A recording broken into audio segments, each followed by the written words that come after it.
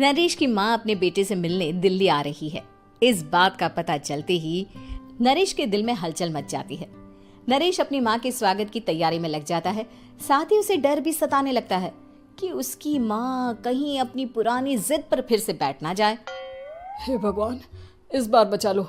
अगले साल पक्का माँ की जिद पूरी कर दूंगा। तभी दरवाजे की घंटी बजती है।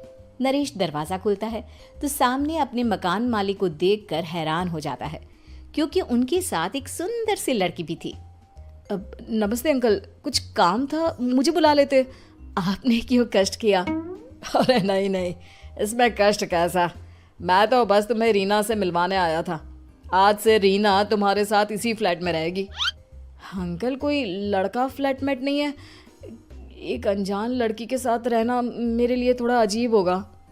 देखो नरेश, मैं तुम्हें पहले भी बता चुका हूँ कि इस फ्लैट में तुम्हें किसी ना किसी के साथ एडजस्ट करना ही होगा, या फिर तुम अकेले पूरे फ्लैट का किराया दे दो, मैं किसी को नहीं रखूंगा।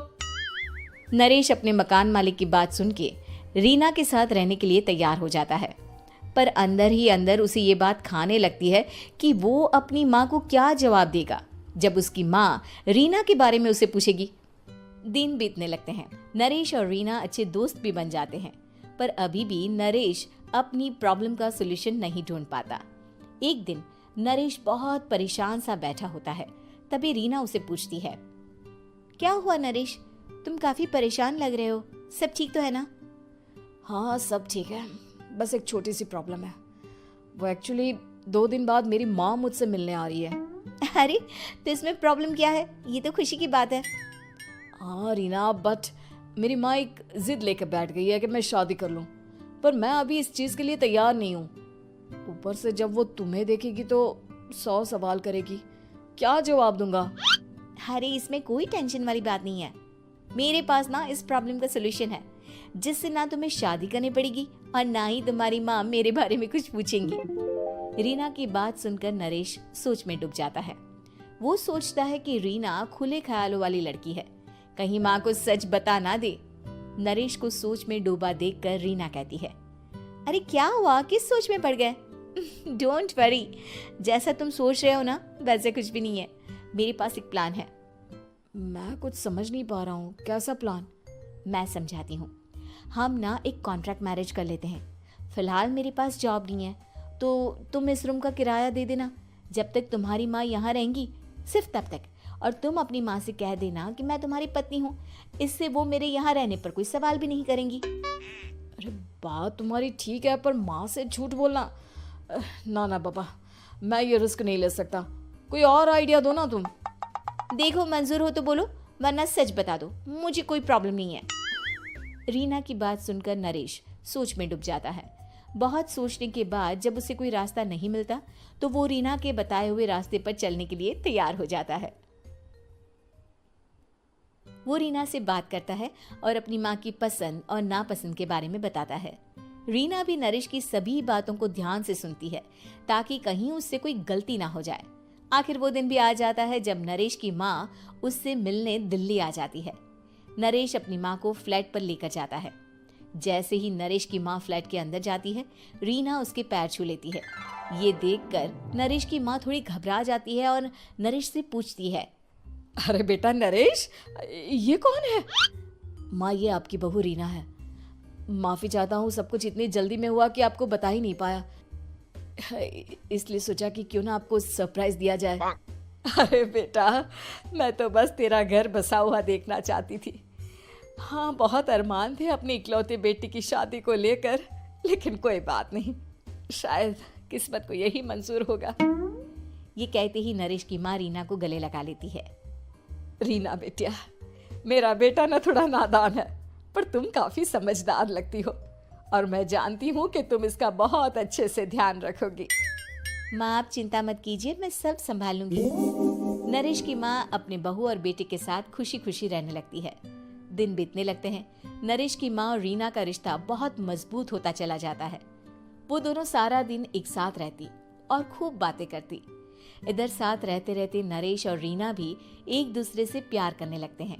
दोनों को इस बात का एहसास हो जाता है, फिर भी वो इस बात को छुपा कर ही रखते हैं।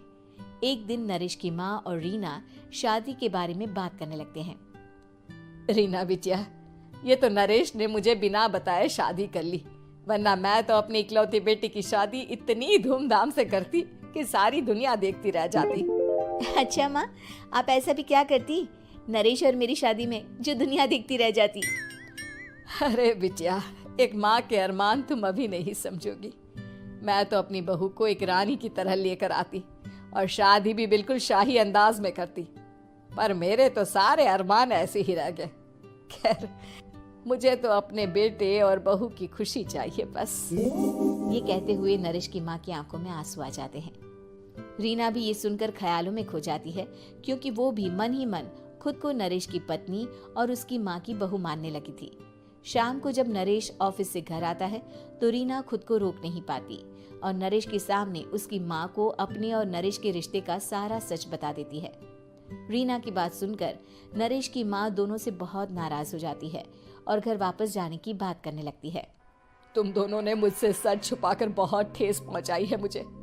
अब तुम लोगों के साथ नहीं रहना चाहती मैं, कल ही वापस चली जाऊंगी अपने घर। माँ, मुझे माफ कर दो, ये सब मैंने रीना के कहने पर ही किया है, वरना मैं भी आपको कभी ठेस पहुंचाने के बारे में सोच भी नहीं सकता। हाँ माँ, हमने ये सिर्फ आपका दिल रखने के लिए किया, प्लीज हम दोनों को माफ कर दीजिए। तुम दोनों ने मेरे अरमानों के साथ खिलवाड़ किया है, और वैसे भी मुझे अपने बेटे के लिए एक अच्छी लड़की ढूंढनी है, इसलिए मेरा यहाँ से जाना ही बेहतर होगा।